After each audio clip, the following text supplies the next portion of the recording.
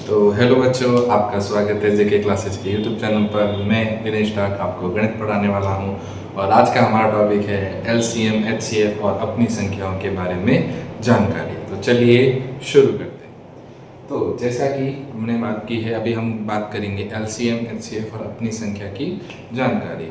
तो इसके लिए हम शुरू करते हैं अपनी संख्याओं की जानकारी से, क्योंकि संख्याओं की जानकारी होगी तब हम एलसीएम और एचसीएफ की तरफ बढ़ पाएंगे। जैसे क्या होता है ना कि छोटे होते हैं चलना सीखते हैं, फिर दौड़ना सीखते हैं, उसी तरह से हम पहले संख्याओं के बारे में सीखेंगे, फिर हम एलसीएम और एचसीएफ की तरफ जाएंगे। और उससे पहले एक चीज़ और है, वो आपको सीखनी पड़ेगी ताकि आप एलसीएम और एचसीएफ बिल्कुल आराम से कर सकें। चलिए, तो हम अभी बात करेंगे अपनी संख्याओं की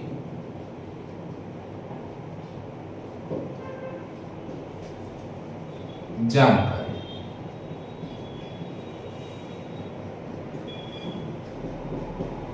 ठीक है, तो संख्याओं की जानकारी में आपको ये जानना जरूरी है कि गणित में सबसे पहले अंक कितने होते हैं। तो गणित में अंक होते हैं 10।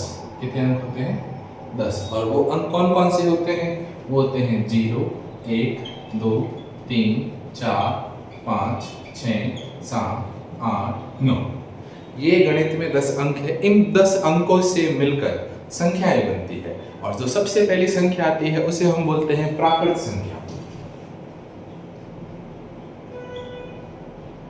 प्राकृत संख्या, या फिर आप इसे कह सकते हो नेचुरल नंबर,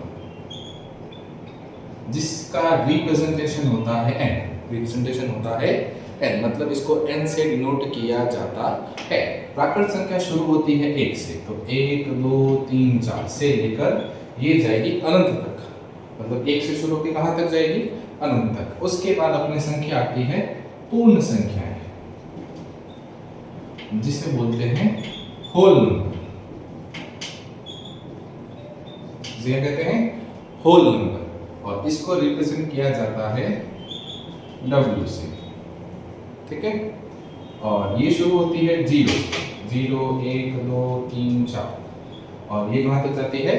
अनंत। सेम उसी की तरह है। इसमें इतना फर्क इतना ही है कि ये 1 से शुरू होकर अनंत पे खत्म होती है, और जितनी प्राकृत संख्या सभी ले लो, और साथ में क्या आएगा? 0। वो हो जाएगी आपकी पूर्ण संख्या। फिर अपन बात करेंगे पूर्णांक की।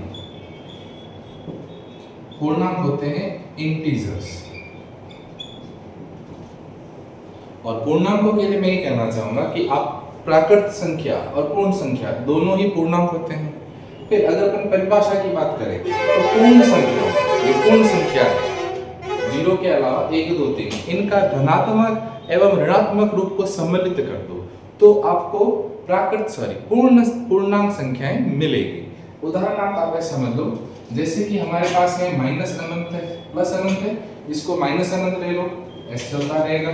-4, -3, -2, -1, फिर 0, 1, 2, 3, 4 से अनंत। तो ये हो गया हमारे पूर्णांक। पूर्णांक के बाद हम संख्याओं में लेते हैं सम संख्या, और इसका दूसरा ही रूप होता है विषम संख्या। और सम संख्या को बोलते हैं इवन नंबर, और विषम संख्या ऑड नंबर। तो सम संख्या की परिभाषा आप लिख सकते हो, जो 2 का गुणज हो। 2 का गुणज मतलब जिसमें 2 का पहाड़ आ गया 2 आप, या फिर ऐसी संख्या जिसका इकाई अंक 0, 2, 4, 6, 8 हो, उसे अपन क्या कहेंगे?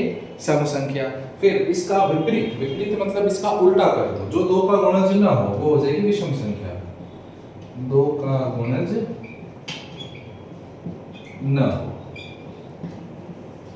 उदाहरणार्थ आप ले सकते हो 2, 4, 6, 8 से लेके अनंत तक, और इसके उदाहरणार्थ हो जाएगा 1, 3, 5, 7, 9, 11, 13, 15 से लेके अनंत तक। तो अभी तक हमने पढ़ ली है प्राकृत, पूर्णांक, पूर्णांक, सम, विषम।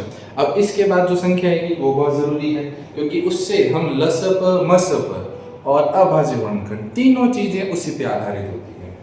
तो वो संख्या है आपके अभाज्य संख्या, या फिर इसे अपन क्या कह सकते हैं इंग्लिश में, प्राइम नंबर।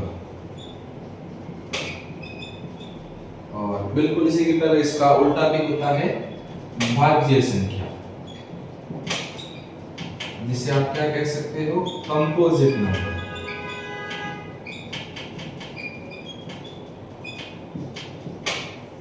तो ये दो संख्याएं हैं जो अभी हमें पढ़नी है, जो अभी जरूरी है।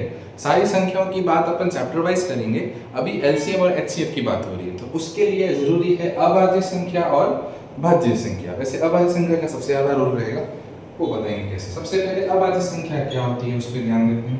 तो अभाज्य संख्या जिसके केवल दो गुणनखंड हो,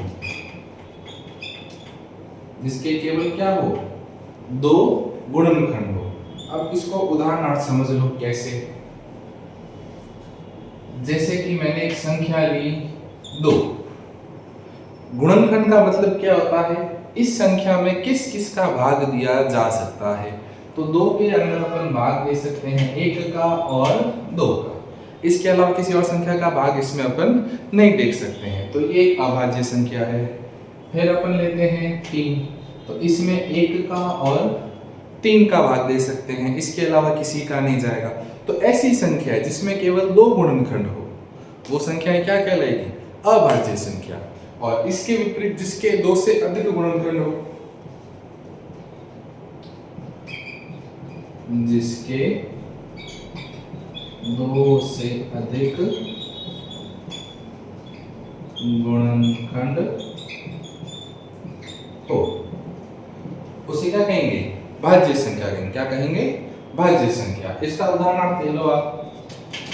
जैसे अपन ने लिया 4, तो 4 में 1 का भाग भी जाता है, 4 में 2 का भाग भी जाता है, और 4 में 4 का भाग भी जाता है।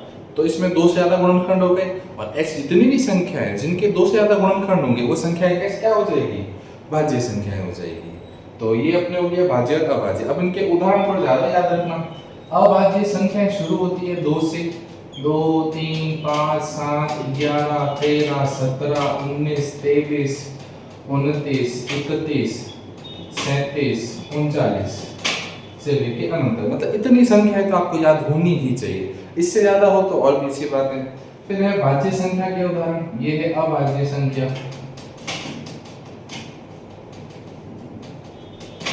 भाज्य संख्या में इनको छोड़ दो तो वो होता है कि 4, 6, 8, 9, 10, 12, 14, 15, 16, 18, 20, 21, 22 से लेके अंत तक। अब यहाँ पे एक चीज और समझने वाली है कि जो 1 है,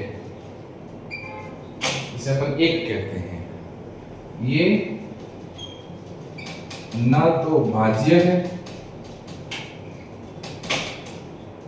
और न ही अभाज्य। मतलब 1 न भाज्य संख्या में गिना जाएगा, न अभाज्य संख्या में गिना जाएगा।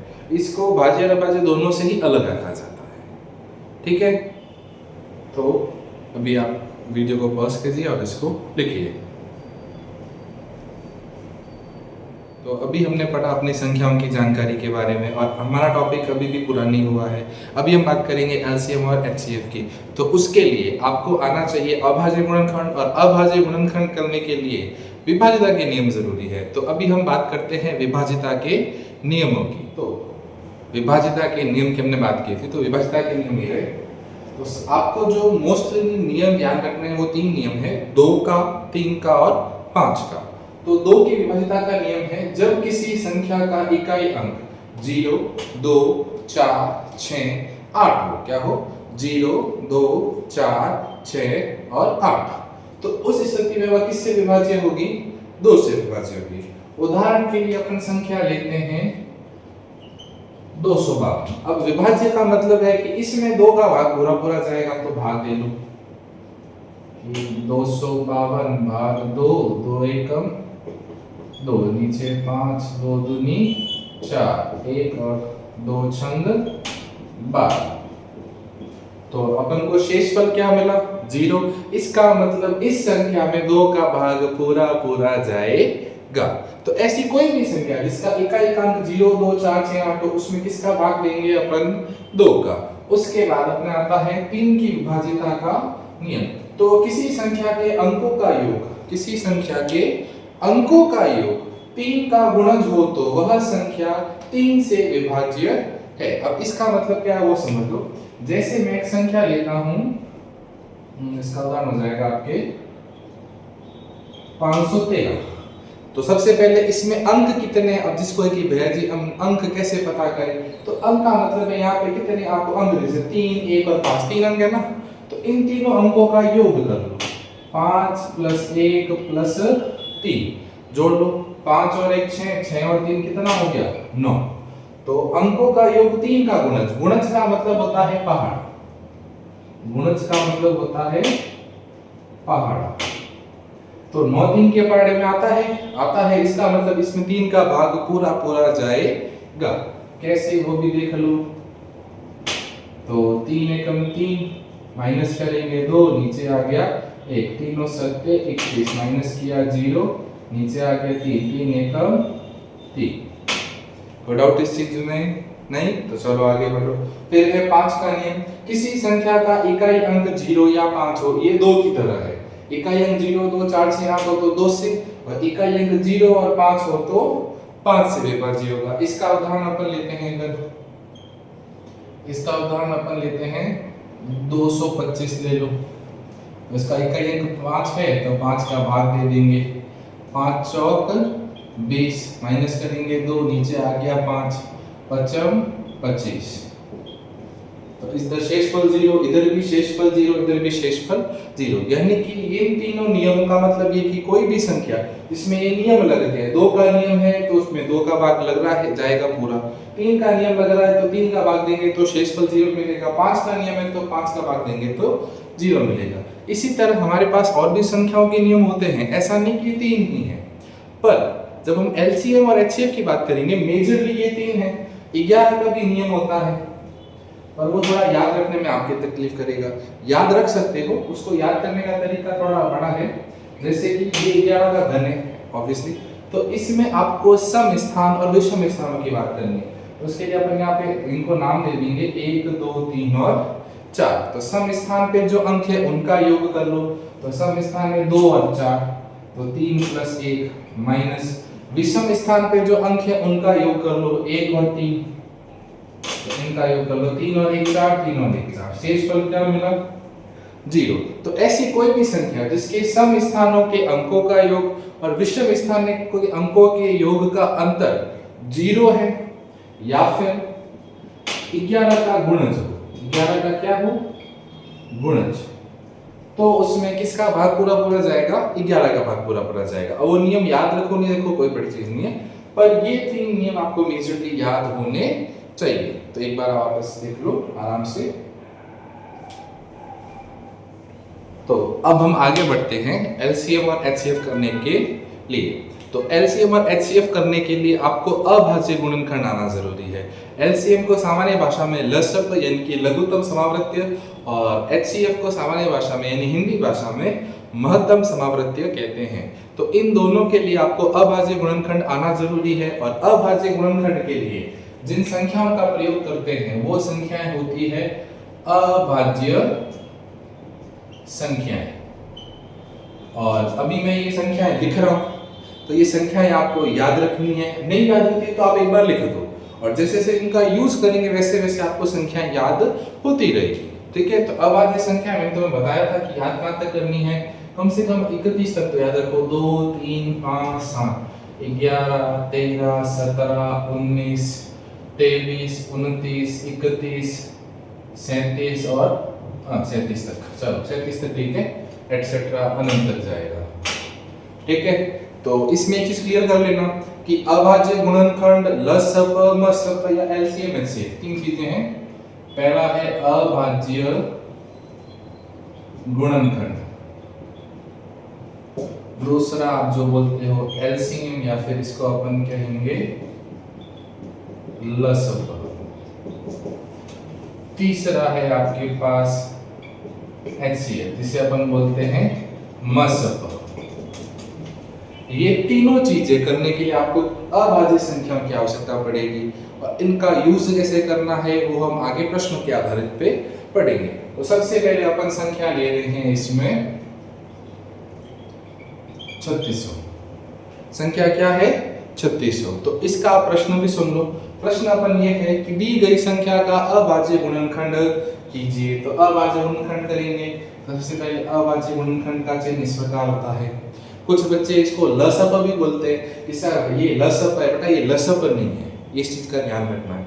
लसप अलग होता है। लसप जब दो संख्याएं होगी, या दो संख्या ले लो, 3 होती है, 4 होती है, जब 2 या 2 से अधिक संख्याओं का अपन अभाज्य गुणनखंड एक साथ करते तो वो लसप हो जाएगा। अभी अपन ये एक संख्या है तो ये अभाज्य गुणनखंड है। या फिर जैसे आप मसप एक संख्या के लिए तो क्या मसप होता है, बट मसप जो अगर आपको उचित लगे, पर ना ये मसप है ना ये लसप है, ये क्या है? अभाज्य गुणनखंड। इस चीज का ध्यान रखना है। तो संख्या है आपके पास 3600। अब ये कि इसके बाद हमें क्या करना वो तो हमें आता ही नहीं है। तो इसके लिए मैंने अभी अभाज्य संख्या की बात की थी। अभाज्य गुणनखंड करना है, अभाज्य संख्याओं का प्रयोग करेंगे। तो अभाज्य संख्या में सबसे पहली संख्या क्या है आपके पास? 2। अब इसका भी क्या करेंगे बेटा? इसका करना क्या है वो देखो। तो अपन को देना है भाग। क्या देना है? भाग देना है। तो भाग देने के लिए अपन संख्या देते हैं ये 2, 3, 5, 7, 11, 13। तो अपन को ये देखना है कि 3600 में किस संख्या का भाग दें कि वो पूरा पूरा जाए। तो सीधी सी चीज है, अपन ने नियम पढ़े थे। तो सबसे पहले 2 का नियम, इकाई का अंक 0 है, तो सबसे पहले भाग किसका देंगे? अपन 2 का भाग देंगे। अब यहाँ पे 2 चीजें, किसी को भाग करना आता है वो सीधा कर सकता है, और जिनको नहीं आता है वो आप कन्वीनियंट के अकॉर्डिंग या तो भाग कर लो साइड में, ये रफ में भाग कर लिया फिर लिख लो, या तो सीधा आता है तो सीधा कर लो। तो अपन दोनों तरीके करेंगे। पहले रफ में साइड में करते हैं, भाग देते हैं 2 का। तो 2 एकम 2 घटाया 1, नीचे कितना आ गया? 6। फिर 2 अट्ठे 16 घटाया तो 0। अब यहाँ 2 0 बच गए, इन दोनों 0 को इसके पीछे लिख दो। जो अपन ने भाग दिया तो आपके पास कितना आया? 1800। अब वापस इकाई का अंक कितना है? 2। तो किसका भाग देंगे अपन? 2 का भाग देंगे। अब वही है, इसमें 1800 में 2 का भाग दो। अब जिनको समझ में आ गया है वो सीधा कर सकते हैं, जैसे कि 2 9 18, तो ये हो गया 900, सीधा आ गया आपके पास 0। तो 2 में 1800 में 2 का भाग दिया, कितना आया?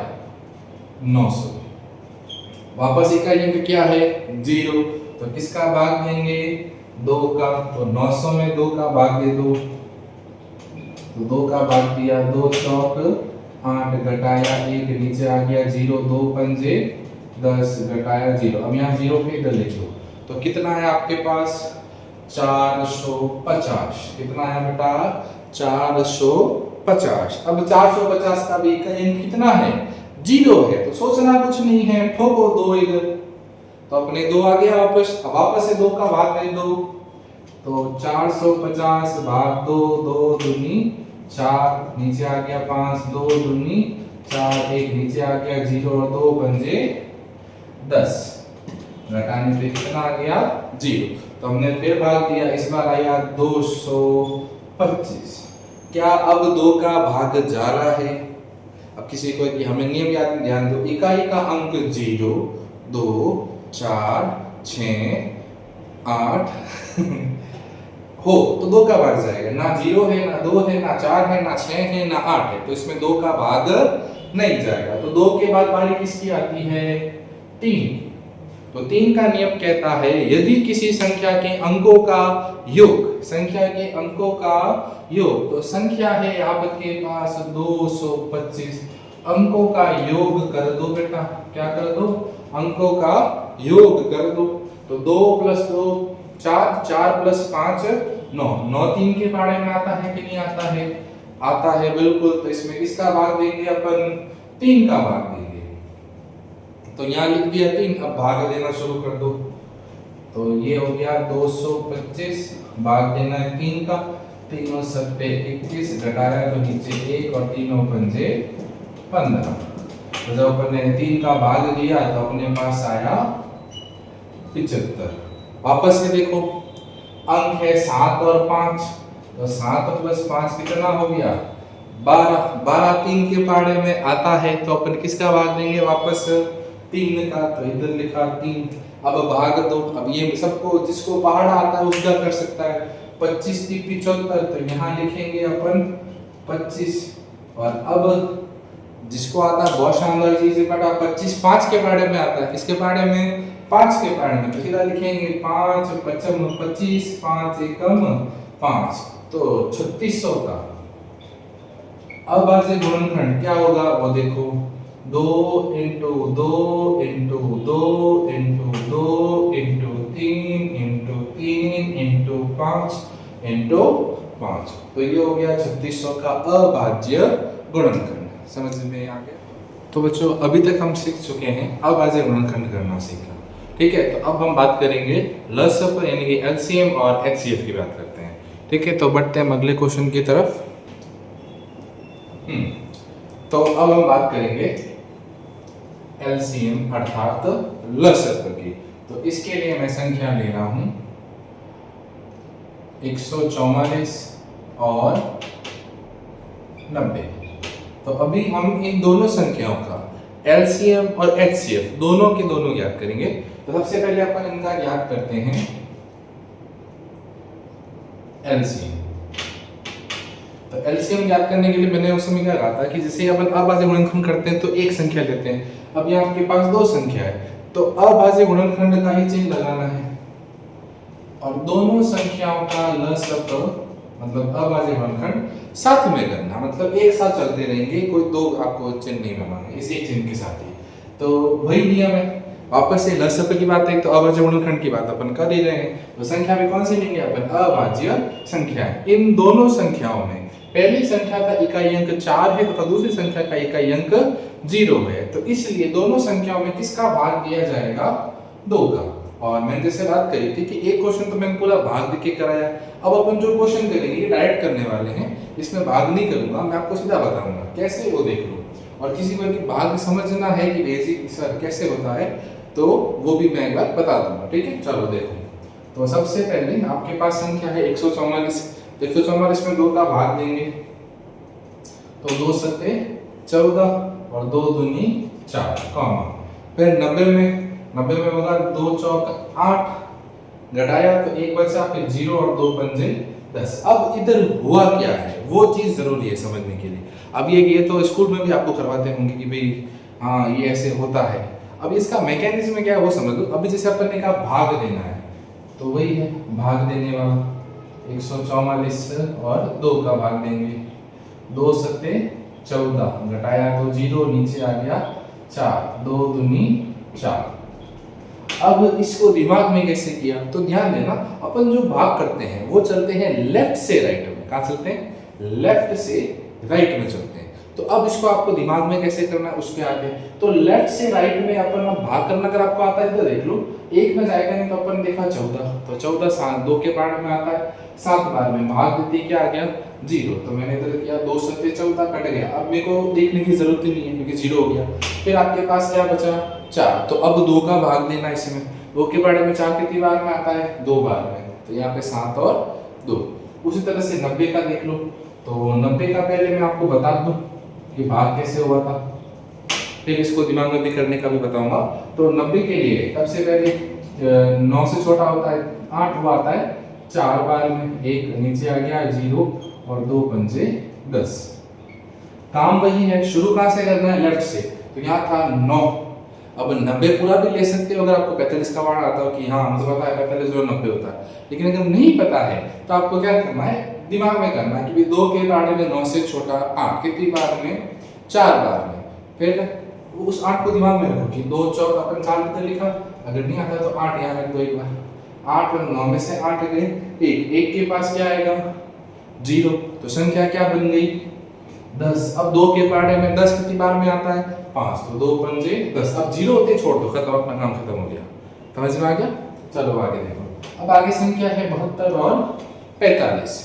तो अगर अपन देखें 72 में 2 का भाग जा रहा है पर 45 में 2 का भाग नहीं जा रहा है, तो ऐसी स्थिति में आप क्या करोगे कि भाई एक समय में केवल एक संख्या में ही भाग देंगे जिसमें जा रहा है। जैसे 72 में जा रहा है, 45 में नहीं है, तो आप क्या करोगे, कॉमा करके 45 पहले लिख दो, फिर 72 में भाग देने की बारी आएगी तब भाग देना। अब ये दिमाग में करेंगे, लेफ्ट से चलना, ये 7 है, 2 के बारे में 7 नहीं आता है, 7 से छोटा 6, कितनी बार में, 3 बार में, तो 2 तिया 6।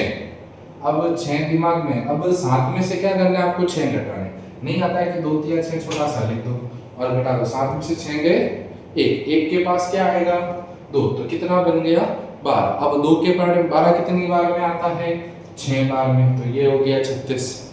भाग भी देखना है तो एक बार देख लो, 72, 2 तिया 6 घटाया तो 1, नीचे आ गया 2 और 2 छंद 12, ये हो गया आपके 36। अब वापस से आ जाओ, तो 36 में अब p का अंक 6 है, तो इसमें किसका भाग जा रहा है, 2 का, तो वापस 2 का भाग देंगे।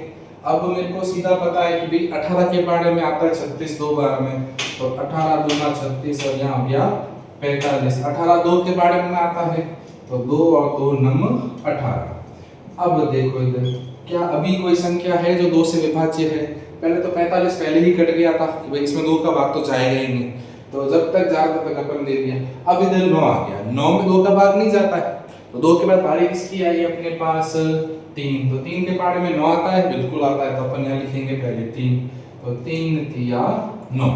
अब बारी आती है 45 की, क्या 45 3 के बारे में आता है, तो क्या करना है, अंकों का योग, तो 45 + 4 कितना हो गया 9, कितना हो गया 9, 9 3 के बारे में आता है, तो बराबर इसमें भी भाग जाएगा, तो भाग दे दो, 3 एकम 3, वही दिमाग में कर रहे हैं, 4 है तो 4 से छोटा 3 के बारे में 3, कितनी बार में, 1 बार में, तो यहाँ नीचे लिख दो, 3 घटाएगा तो कितना आया 1, 1 के आगे 5 आ जाएगा 15, 3 9 पंजे 15। को डाउट इसमें अभी तक नहीं, तो चलो आगे बढ़ो, आपस 3 का देंगे, 3 एकम 3 और 3 9 पंजे 15, और अब आपके पास क्या बचा, सिर्फ 5 है, 1 हो गया, 1 के बाद कुछ नहीं करना, 1 अगर आते उसको छोड़ दो, सिर्फ 5 था तो 5 का भाग देंगे, 1 और 5 एकम 5।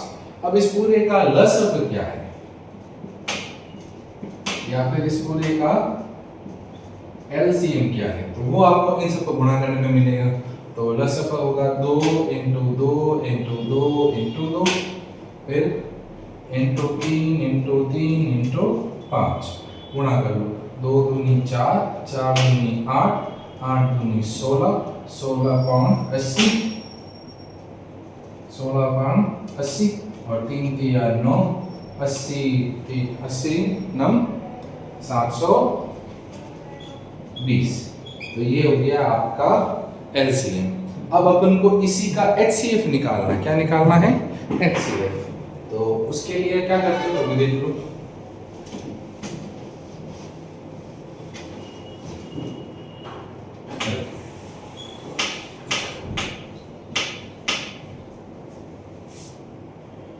तो अब हम इसी का HCF ज्ञात करेंगे। तो HCF ज्ञात करने के लिए दोनों संख्याओं को अलग अलग अभाज्य गुणनखंड करना है, तो ये पहला अभाज्य गुणनखंड का चिन्ह और ये दूसरा अभाज्य गुणनखंड का चिन्ह, तो यहाँ 90 और यहाँ 144। अब इन दोनों का अलग अलग इंडिविजुअल आपको क्या करना है, अभाज्य गुणनखंड, तो यहाँ भाग देंगे अपन 2 का, 2 सत्ते 14, 2 दूनी 4, वापस 2 का, फिर आएगा 36, वापस 2 का, 18, वापस से 2 का, 9, 9 के बाद 9 आते किसका भाग देना है, 9 आते किसका भाग देंगे, 3 का, यहाँ हो गया 3 तिया 9 और 3 एकम 3, ये हो गया 144 का अभाज्य गुणनखंड। फिर 90 का पहले 2 कितना आएगा 45, फिर किसका देंगे 3 का, 3 का देते हैं, यहाँ आएगा 15, वापस 3 से क्या आएगा 5, फिर 5 से क्या आ जाएगा 1, तो ये हो गए इनके अभाज्य गुणनखंड अलग अलग।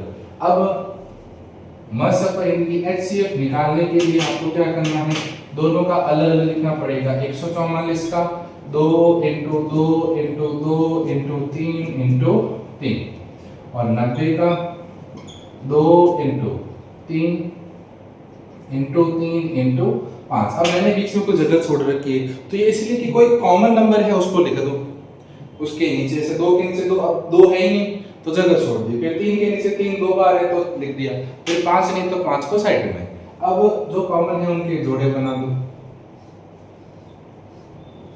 वो होगा HCF। तो जो आपका HCF है वो है 2 × 3 × 3, क्या है 2 × 3 × 3 गुणा कर दो, 3 × 9, 9 दूनी 18। तो इसका HCF कितना आ गया 18 और LCM कितना है 720। अब इधर एक चीज और है कि अपन सिर्फ HCF ज्ञात करके अपन LCM भी निकाल सकते हैं। वो कैसे निकालेंगे वो भी ध्यान दो। अभी ये आंसर आपको याद है कि कैसे किया, इसी के नीचे LCM का भी बता रहा हूं। तो अगर आपको LCM ज्ञात करना है HCF की सहायता से तो आप क्या करोगे, HCF जो आया वो लिख दो, HCF था 18 तो लिख दो 18, फिर गुणा कर दो। अब गुणा किनसे करना है, जो संख्या कॉमन नहीं है, जैसे ये 2 2 2 और यहाँ पे 5, यानी तो 18 × 2 × 2 × 2 × 5, तो गुणा कर लो, 2 पंचे 10, 2 दूनी 4 और अक्सर गुणा कर लेते तो ये हो गया 40 और 18 चौक 72, तो ये हो गया 720। तो आप HCF की सहायता से HCM और LCM दोनों भी ज्ञात कर सकते हैं और ऐसे अलग से भी कर सकते हैं। तो ये हमारे HCF और LCM। अब आपके लिए एक प्रश्न है जो मैं भी आपको देना हूं, इधर लिख रहे हैं। एक प्रश्न आपके लिए है, ये होमवर्क रहेगा और प्रश्न है आपके लिए 336 और 6। ठीक है, तो ये प्रश्न आप खुद प्रैक्टिस करना। अगर आप प्रैक्टिस करेंगे तो आपको मैथ्स बिल्कुल अच्छे से समझ में आएगी। मैथ्स का सिर्फ एक ही रूल है कि आप जितनी प्रैक्टिस करोगे आपको उतना समझ में आएगा। धन्यवाद।